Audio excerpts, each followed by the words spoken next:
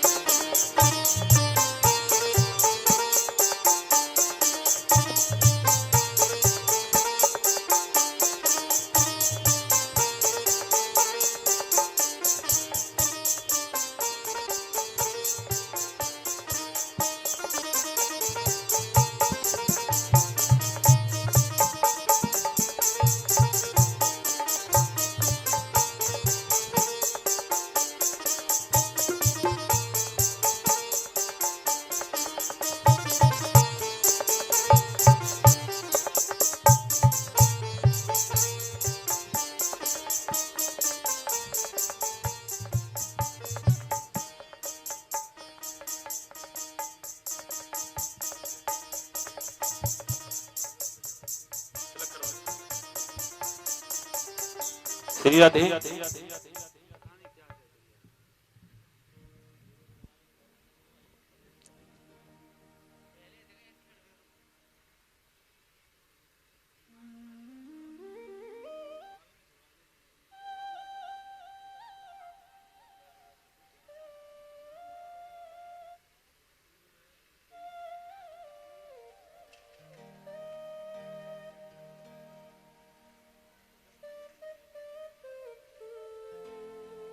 बोलिए बांके बिहारी लाल की। एक बार जोर से जयकारा लगाए माताओं। राधे श्याम। ये हमारे परिषद जी के ससुराल पक्ष से आए हैं क्या? हाँ, अच्छा, ऐसा ही लग रहा है।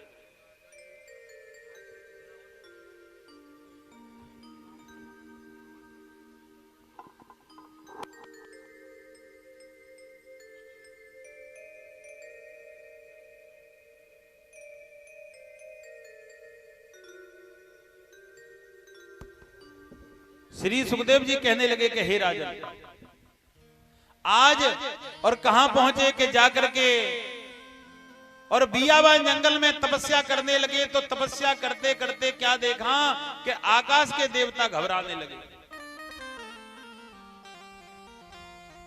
और आकाश के देवता कहने लगे, आप कथा के बाद जाना प्रसाद लेकर के, है ना?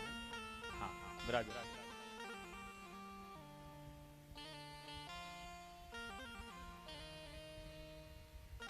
परिषद जी के लाए हो तो उनको भी दे दो, बेचारों को देख रहे हैं, वो हमें नहीं दिया कुछ। हाँ।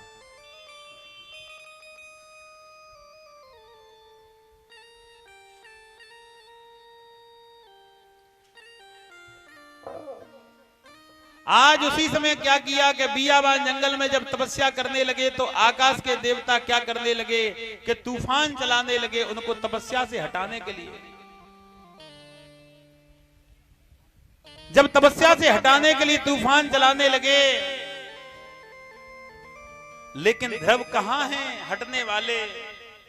ध्रुव जी तो जब तपस्या करने लगे तो 33 कोट देवता दौड़ते दौड़ते आज और भगवान के पास में पहुंचे और भगवान ब्रह्मा से कहने लगे, ये कौन है जो इतनी कठोर तपस्या कर रहा है? अगर ये तपस्या से खड़ा हुआ तो हमें जीवित नहीं छोड़ेगा।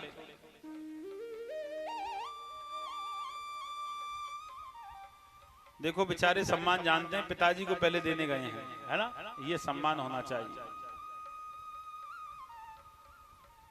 ऐसा ही अच्छा लगता है।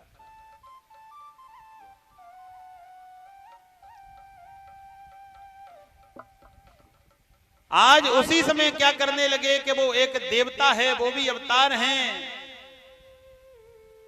और आज उसी समय ध्रुव जी तपस्या कर रहे हैं। मैं इसके बाद में बड़ी सुंदर कथा आपके बीच में रखूंगा, इसको भी ध्यान से सुने। आज ध्रुव जी तपस्या करते करते समय पूर्ण हो गया। भगवान आए कमंडल में जल लेकर के, जब जल की छींटा लगाई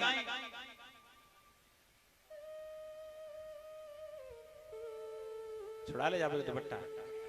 आज उसी समय जब जल की छींटा लगाई तो आज वो खड़े हो गए। खड़े होने के बाद में कहने लगे कि हे प्रभु, मैं धन्य हो गया आपके दर्शन पा करके। जब कही कि मैं दर्शन पा करके धन्य हो गया, आप आ गए, मेरा जीवन धन्य हो गया। भगवान कहने लगे तुम कुछ मांग लो। ध्यान से सुनना, तुम कुछ मांग लो। कि मांग लें कि हाँ। कहने लगे कि प्रभु मुझे मांगने की आवश्यकता नहीं है। कि क्यों? कि मैं तो केवल आपके दर्शन का प्यासा था, मैं तो आपके दर्शन करना चाहता था, मुझे कुछ लेना नहीं है। कि क्यों? कि सौतेली मैया ने हाथ पकड़ करके दूर कर दिया और कही कि तुम भगवान के दर्शन पा करके ही गोदी में बैठ सकते हैं। पिता की तो मैं दर्शन करने के लिए आ गया। भगवान कहने लगे फिर भी मैं तुम्हें आशीर्वाद देता हूं। सुनिए कथा में ध्यान से। हम संसार में विवाह होते हैं तो विवाह संपूर्ण कब होता है, विवाह पूरा कब होता है? कि जब विवाह के बाद में ब्राह्मण कहता है कि आकाश की ओर देखिए और आकाश में देखिए, ध्रुव जी के दर्शन कीजिए। तो आज कहने लगे कि मैं आशीर्वाद देता हूं कि आकाश में सप्तऋषियों के तारे हैं। किनके? सप्तऋषियों के। और उन सप्तऋषियों के तारों में तुम्हारा तारा अजर और अमर रहेगा, उसे बोलते हैं ध्रुव तारा। जब ब्राह्मण विवाह करा के और आकाश में ध्रुव तारे के दर्शन कराएंगे तभी उसका विवाह संपूर्ण होगा। और इतना कह करके भगवान अंतर ध्यान हो गए। बोली वृंदावन बिहारी लाल की जय हो। हम लोग काफी देर से शांत बैठे हुए हैं। आप लोग एक काम कीजिए कि भगवान का भक्ति का रसपान कीजिए।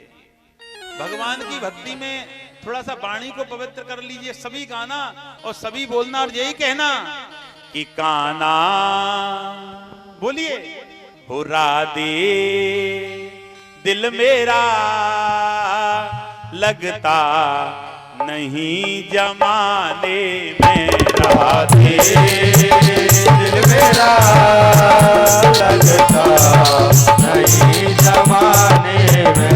राधे दिल मेरा लगता नहीं जमाने में। राधे दिल मेरा लगता नहीं जमाने में। ओ दिल न लगता है, दिल न लगता, दिल न लगता लगता, दिल न लगता है अब इस जमाने में।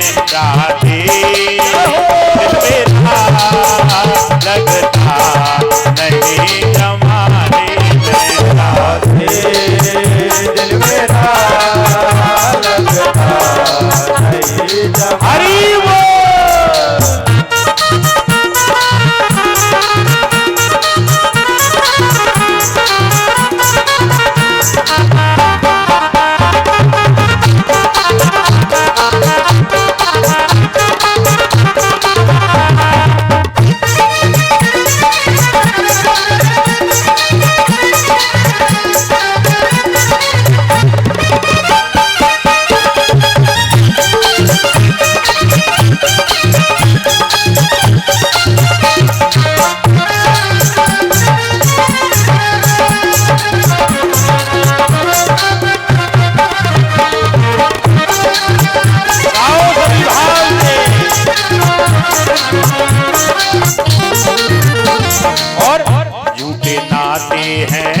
अब नभाते हैं, झूठे नाते हैं अब नभाते हैं। झूठे नाते हैं अब नभाते हैं। झूठे नाते हैं अब नभाते हैं।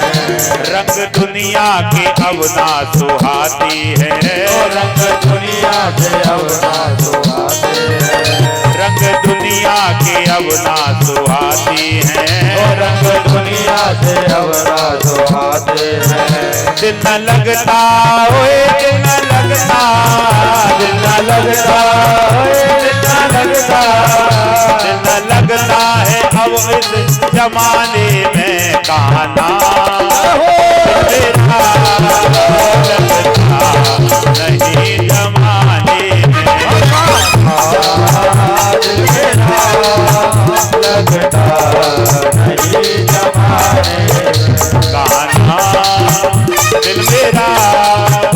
लगता नहीं जमाने में। ओ कान्हा दिल मेरा लगता नहीं जमाने। मस्ती में झूम भाग के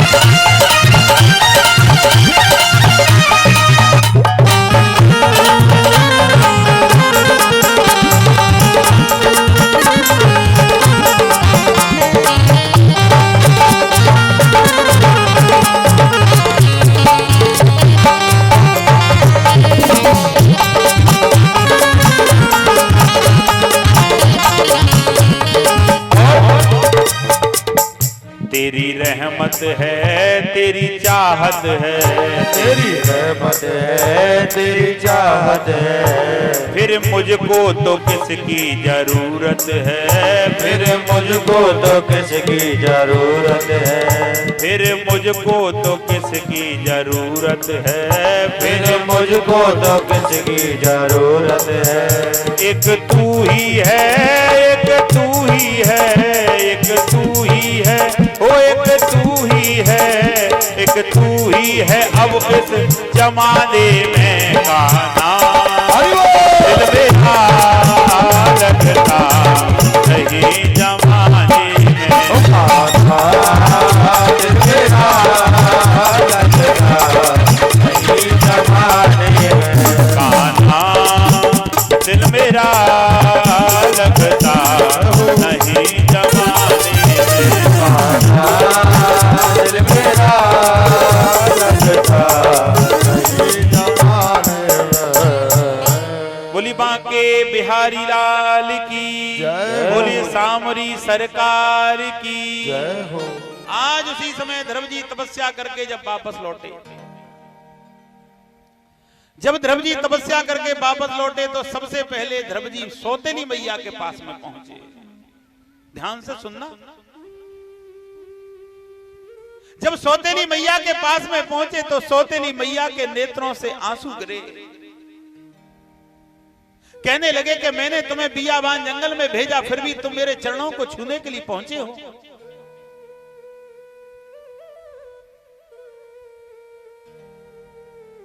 फिर भी मेरे चरणों के लिए आप पहुंचे हैं। कहने लगे कि मैया अगर तू मुझे बियाबान जंगल के लिए नहीं भेजती तो मैं ठाकुर जी के दर्शन नहीं कर पाता, भगवान के दर्शन नहीं कर पाता। ये मानव शरीर मेरे प्रिय भक्तों बार बार नहीं मिलेगा। इस मानव शरीर में तुम्हारी नेक कमाई से किसका सम्मान हो जाए, इस मानव शरीर में तुम्हारी नेक कमाई से कहां दान हो जाए, इस मानव शरीर के अनुसार तुम्हारी नेक कमाई से कहां धर्म हो जाए, ये बड़े सौभाग्य की बात है। जिंदगी में भोजन किया, सो गए, फिर जागे, फिर उठे, फिर घूमे, फिर भोजन किया, ये जिंदगी का महत्व नहीं है। जिंदगी का महत्व अच्छा कर्तव्य करना है, अच्छा कर्म करना है।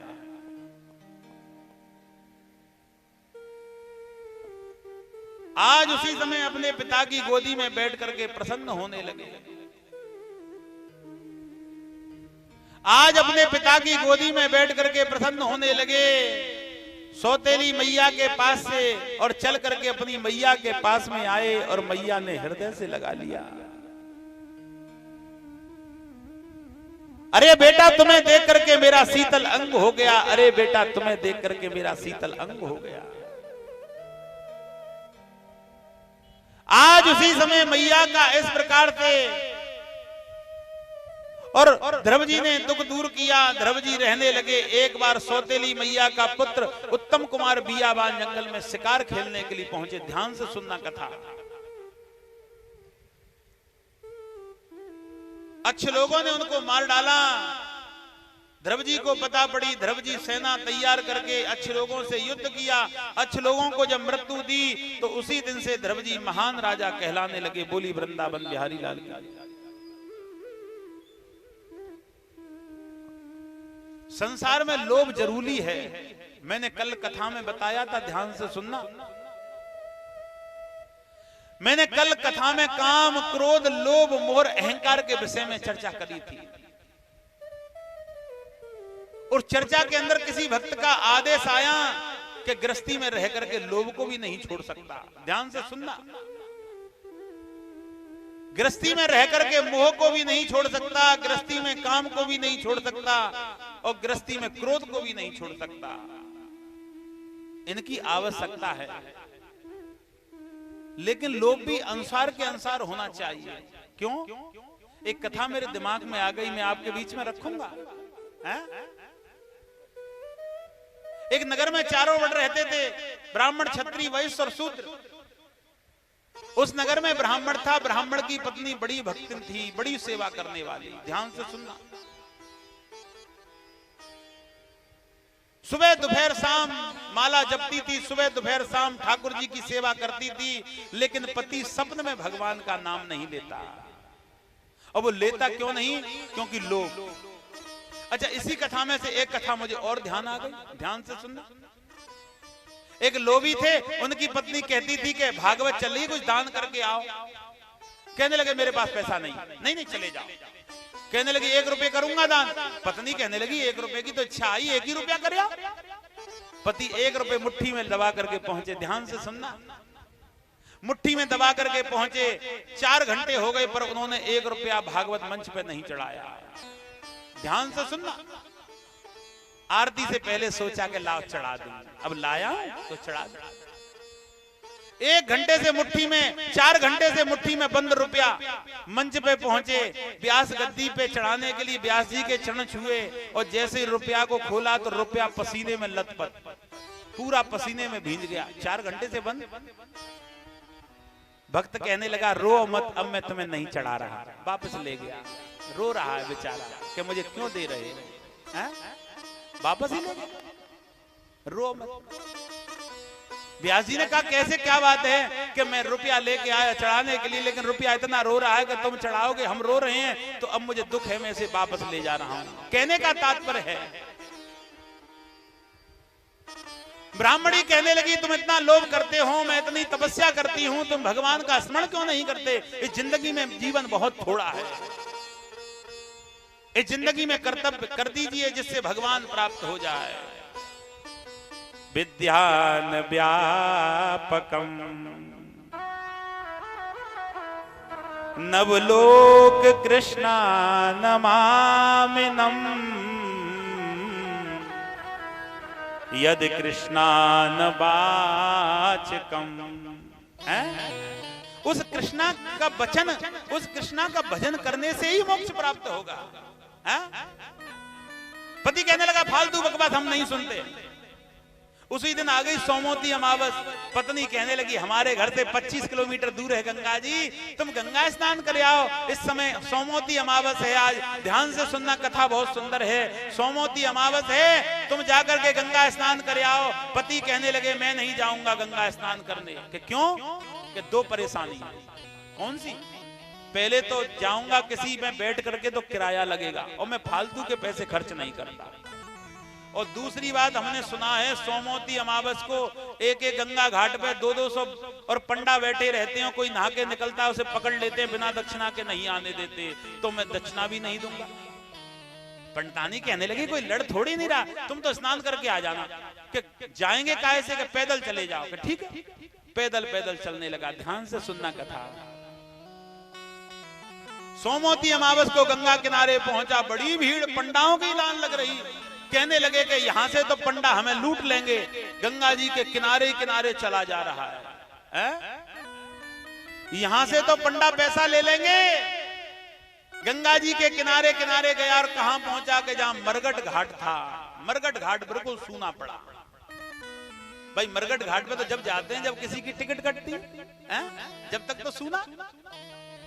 अब मरघट घाट पे पहुंचे, कहने लगे यहाँ कोई पंडा नहीं, यहीं करेंगे स्नान, गंगा गंगा एक से। मरघट घाट पे कपड़े उतारे, डुबकी लगा ली। भगवान कहने लगे इतना लोग, भगवान कहने लगे हमसे नहीं बचेगा आज। पहली डुबकी लगाई कुछ नहीं, दूसरी डुबकी में भगवान पंडा बन गए। बोली वृंदावन बिहारी लाल की।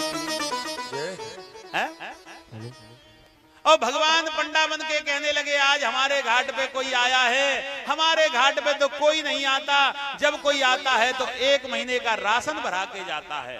कहने लगे फंस गए चक्कर में, 1 महीने का राशन।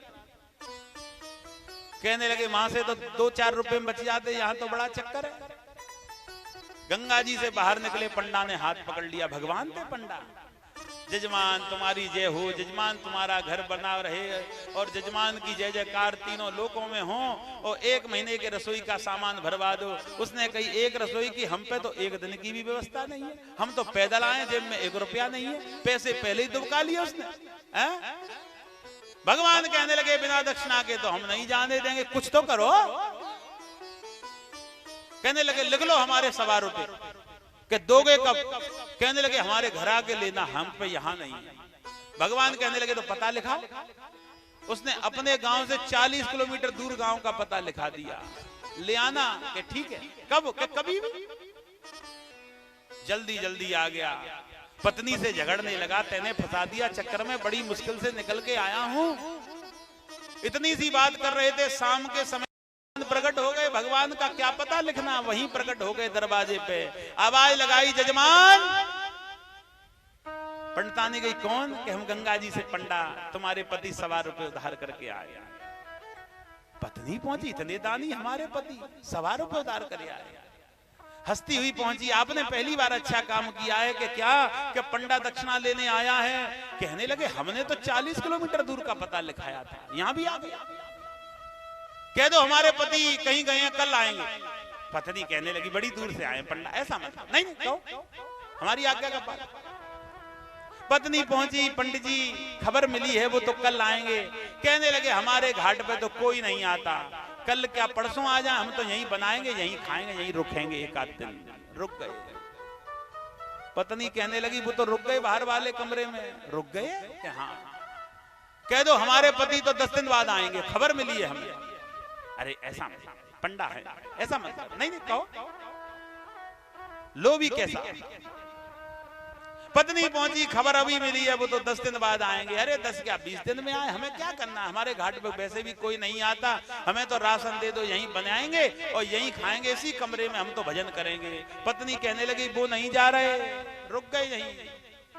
पति कहने लगा बड़ा ढीठ बामन है, जाता ही नहीं है यहां से। पति कहने लगा कह दो खबर मिली है वो तो मर गए। मर गए? पत्नी कहने लगी ऐसा हम नहीं कहेंगे अपने पति के विषय में। पति कहने लगा अगर हमारी आज्ञा नहीं करी तो घर में बहुत झगड़ा होगा, कह दो वो मर गए। पत्नी रोते रोते कहने लगी वो तो मर गए। भगवान कहने लगे मर गए? कि हाँ। भगवान भी झूठ मांस को रो गए, कहने लगे अपने जजमान का दाग संस्कार करके ही जाएंगे। ऐसे कैसे चले जाएंगे? वैसे नहीं जा सकते, दाग संस्कार करके। थोड़ी सी देर में ही भगवान ने पूरे गांव में राउंड लगा दिया कि फलाने पंडित जी मर गए। गांव वाले रोते रोते भगे, कैसे मर गए, अभी तो ठीक थे, गंगा से आए थे, मर भी गए? कि हाँ। दरवाजे पे भीड़ लग गई रोने वालों की, रोने की आवाज, माताएं रो रही हैं। अब उसकी ले जाने के लिए तैयारी, 4 कंधों पर रखने के लिए उसके लिए बना ली डोली। और पत्नी कहने लगी कहीं सचमुच में न ले जाए मेरे पति को, क्योंकि ये तो जिंदे हैं, बहाना बना रहे हैं। पत्नी जोर जोर से कहने लगी ये मरे नहीं हैं, ये तो बहाना बना रहे हैं। गांव वाले कहने लगे पागल हो गई बेचारी पति के गम में, इतना बड़ा सदमा लगा है कि मरे हुए पति को कहती है ये तो जिंदे हैं, इसको पकड़ो, ये तो पागल हो गई। और वो चिल्ला रही है कि ये तो जिंदे हैं, मरे नहीं हैं। गांव वाले कहने लगे सदमा लग गया, ले चलो मरघट में। भगवान पंडा पीछे पीछे। भगवान कहने लगे इतना ढीठ, मरने तैयार हो गया, 1.25 रुपये नहीं देता है। मरघट पे पहुंचे, लकड़ी लगा दी, बीच में सुला दिया, लेकिन भगवान को दया आ गई, ये तो बहुत ढीठ है, मर जाएगा लेकिन 1.25 रुपया नहीं देगा। भगवान पहुंचे, कान में कहने लगे खड़ा हो जा, मत मरे। कहने लगे खड़ा हो जाऊंगा, पहले मेरी दक्षिणा माफ कर दो। भगवान कहने लगे बड़ा ढीठ है? भगवान कहने लगे भैया तूने संकल्प किया है कि हम ऐसा कोई संकल्प नहीं मानते। भगवान कहने लगे तेरा बेटा अग्नि लगाने वाला है कि लगाने दो। भगवान कहने लगे हम हार गए, तू खड़ा हो जा। दक्षिणा के माफ बिल्कुल के हाँ। खड़ा होके चल दिया। बोली वृंदावन बिहारी लाल की। बड़े बड़े लोग इस संसार के अंदर। श्री सुखदेव जी कहते हैं, राजन इस मानसिक शक्ति व्यक्ति की कैसी है।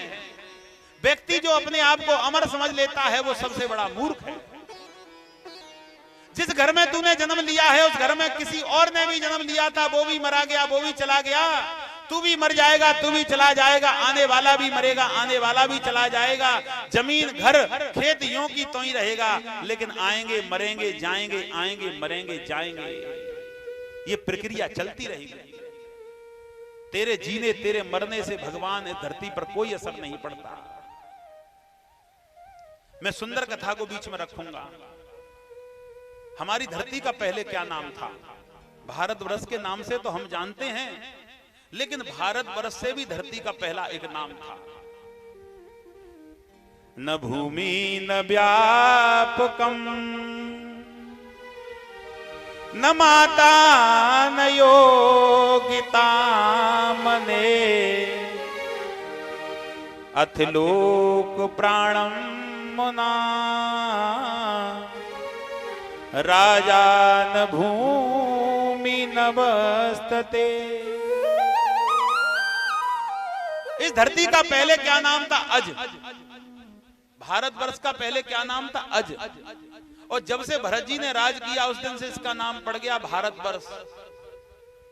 भागवत और पुस्तक में पहले ही लिख दिया है भगवान ने कि इस कलयुग के अंदर अंग्रेजों का राज भी रहेगा। उसमें पहले ही लिख करके चले गए। लेकिन जब अंग्रेजों का राज आया तो हमारे भारतवर्ष को अपने शब्दों में उन्होंने और बदल दिया। भारतवर्ष का नाम अपने शब्द अंग्रेजी में और इंडिया रख दिया। दिल्ली का नाम इंद्रप्रस्थ था, उसका नाम दिल्ली रख दिया। तुम्हारे पास में अलीगढ़ है, इसका पहला नाम हरिगढ़ था। संतों की भूमि थी ये है? अलीगढ़ के ही संत थे जिन्होंने बांके बिहारी को वृंदावन में जाकर के प्रकट किया था।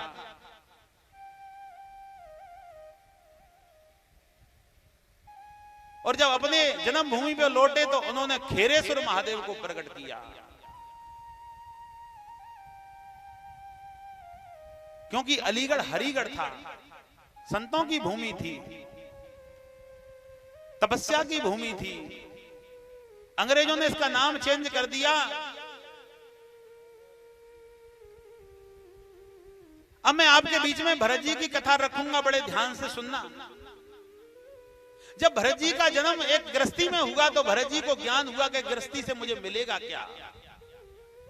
ज्ञानी व्यक्ति को किसी से प्रेम नहीं होता, ज्ञानी व्यक्ति को किसी से मोह नहीं होता, ज्ञानी व्यक्ति को किसी से स्नेह नहीं होता, ज्ञानी व्यक्ति को किसी से लालच नहीं होता, ज्ञानी व्यक्ति को किसी से सम्मान की भी आवश्यकता नहीं है, और ज्ञानी व्यक्ति को किसी से अपमान की भी आवश्यकता नहीं है।